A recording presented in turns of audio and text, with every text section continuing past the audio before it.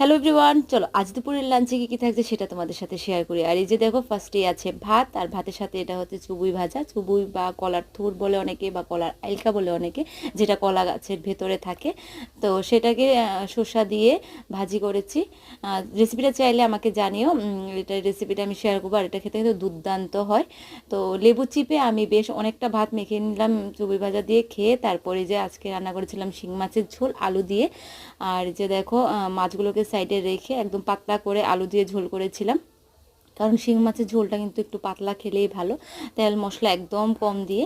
তো এই যে দেখো, মাছ একটু ভেঙে নিচ্ছি আমি। আর মাছটা তো শিং মাছ, তো এটা জিওল মাছ, জানো এটা খুবই ফ্রেশ একদম মাছ। তো এটা দিয়ে ভাত মেখে, আর এই যে দেখো একটু ডিম হয়েছিল, তো আমি ডিমটা দিয়ে খেয়ে নিলাম। আর এই যে চলে এলাম লাস্ট ক্রাশে। তো যাই হোক, এটাই ছিল আমার আজকের লাঞ্চের ভিডিও। ভালো লাগলে প্লিজ চ্যানেলটাকে সাবস্ক্রাইব করে দিও।